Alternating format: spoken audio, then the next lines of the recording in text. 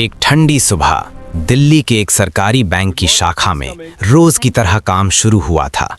Cash counter खुल चुके थे, कर्मचारी अपनी सीट पर बैठ चुके थे और ग्राहक लाइन में लगने लगे थे। लेकिन ठीक उसी समय बैंक के सर्वर रूम में बैठा एक टेक्नीशियन अचानक घबरा गया। उसके कंप्यूटर स्क्रीन पर कुछ ऐसा दिख रहा था जो उसने पहले कभी नहीं देखा था। बैंक के अकाउंट से लगातार पैसे निकल रहे थे, एक के बाद एक। कोई ग्राहक नहीं, कोई ट्रांजैक्शन रिक्वेस्ट नहीं, फिर भी पैसे गायब हो रहे थे। कुछ ही मिनटों में बैंक के करोड़ों रुपए अलग अलग अकाउंट्स में ट्रांसफर हो चुके थे। बैंक के अधिकारियों को समझ ही नहीं आया कि आखिर ये हुआ कैसे। क्या बैंक के अंदर कोई गद्दार था या फिर किसी ने बैंक के सिस्टम को हैक कर लिया था?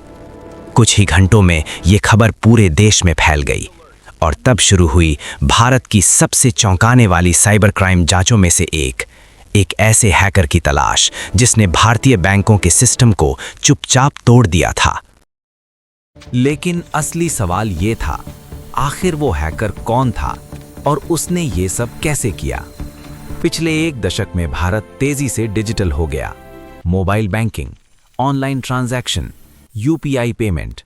आज करोड़ों लोग अपने फोन से ही पैसे भेजते और निकालते हैं। लेकिन जितनी तेजी से डिजिटल दुनिया बढ़ी, उतनी ही तेजी से साइबर अपराध भी बढ़ने लगे। सरकारी रिपोर्ट्स के अनुसार हर साल हजारों करोड़ रुपए साइबर फ्रॉड में गायब हो जाते हैं। इन्हीं मामलों में से एक था कॉस्मोस बैंक हैकिंग केस। ये भारत के इतिहास के सबसे बड़े बैंक हैक्स में से एक था। महाराष्ट्र के पुणे शहर में स्थित कॉस्मोस कोऑपरेटिव बैंक भारत के पुराने और भरोसेमंद बैंकों में से एक था।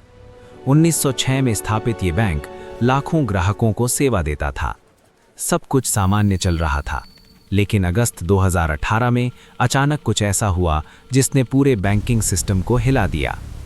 11 अगस्त 2018 की रात दुनिया के अलग अलग देशों में एटीएम मशीनों के सामने कुछ लोग खड़े थे। कनाडा, हांगकांग, रूस, यूरोप, इन सभी जगहों पर लोग एटीएम से पैसे निकाल रहे थे। लेकिन सबसे अजीब बात ये थी, इन सभी ट्रांजैक्शन का संबंध एक ही बैंक से था, भारत का कॉस्मोस बैंक। कुछ ही घंटों में दुनिया के 28 देशों में एटीएम मशीनों से पैसे निकाले जाने लगे। हर मशीन से बार बार पैसे निकाले जा रहे थे और बैंक का सिस्टम सब कुछ सही मान रहा था। जब तक बैंक को कुछ समझ आता, करीब 94 करोड़ रुपए गायब हो चुके थे। ये भारत के इतिहास की सबसे बड़ी एटीएम हैकिंग घटनाओं में से एक थी। अब सबसे बड़ा सवाल था, आखिर हैकरों ने ये सब किया कैसे? जांच में पता चला कि ये कोई साधारण हैक नहीं था। हैकर्स ने बैंक के एटीएम स्विच सर्वर को टारगेट किया था। एटीएम स्विच वो सिस्टम होता है जो बैंक के एटीएम ट्रांजैक्शन को कंट्रोल करता है। जब कोई व्यक्ति एटीएम कार्ड डालकर पैसे निकालता है, तो ये सिस्टम बैंक के सर्वर से पूछता है कि क्या इस अकाउंट में पैसे हैं। अगर जवाब हाँ होता है तो एटीएम पैसे दे देता है। लेकिन इस केस में हैकर्स ने इसी सिस्टम को बदल दिया था। उन्होंने सर्वर को ये विश्वास दिला दिया कि हर कार्ड में पैसा मौजूद है, चाहे उस अकाउंट में पैसे हों या ना हों। इसका मतलब था, हैकर्स के पास मौजूद कार्ड से जितनी बार चाहें उतनी बार पैसे निकाले जा सकते थे और दुनिया भर के एटीएम से यही किया गया। जांच एजेंसियों को जल्दी ही समझ आ गया कि ये कोई अकेला हैकर नहीं कर सकता। ये एक संगठित अंतर्राष्ट्रीय साइबर क्राइम गैंग का काम था। इस गिरोह के कई सदस्य अलग अलग देशों में बैठे थे।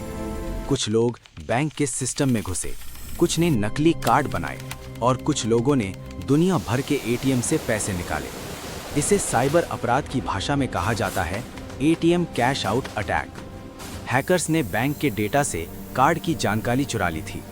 उस जानकारी का इस्तेमाल करके उन्होंने क्लोन एटीएम कार्ड बना लिए। फिर उन कार्ड्स को दुनिया भर में अपने साथियों को भेज दिया।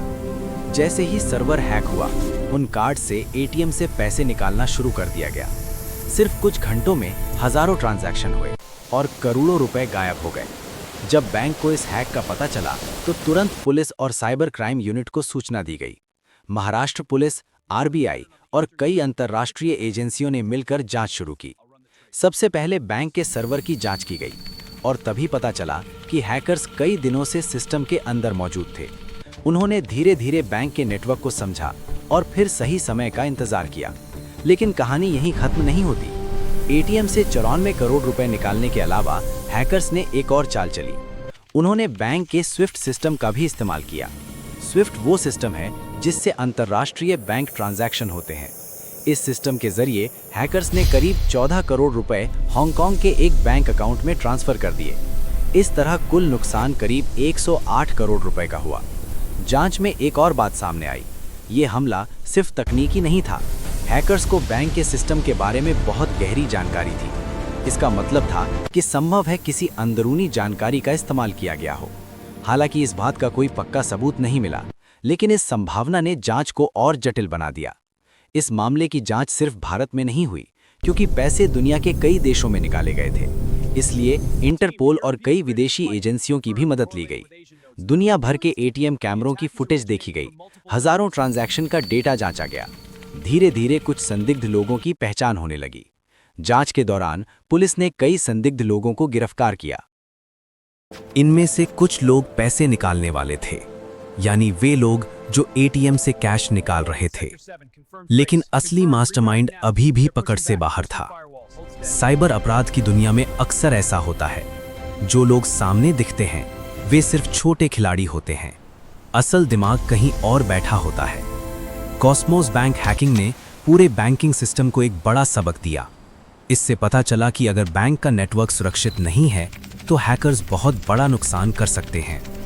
और यही कारण है कि इस घटना के बाद भारत में बैंकिंग साइबर सुरक्षा को और मजबूत किया गया। कॉस्मोस बैंक हैक भारत के इतिहास के सबसे चौंकाने वाले साइबर अपराधों में से एक है। एक ऐसा हमला जिसने ये साबित कर दिया कि आधुनिक युद्ध सिर्फ बंदूक और मिसाइल से नहीं होते। आज के दौर में असली युद्ध डेटा और नेटवर्क पर होता है। एक हैकर दुनिया के किसी भी कोने में बैठकर पूरे बैंकिंग सिस्टम को चुनौती दे सकता है। और यही कारण है कि साइबर सुरक्षा आज हर देश के लिए सबसे बड़ी प्राथमिकताओं में से एक बन चुकी है।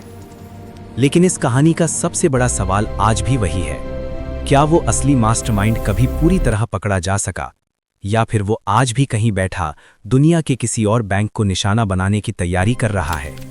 ये सवाल आज भी साइबर दुनिया के सबसे बड़े रहस्यों में से एक बना हुआ है।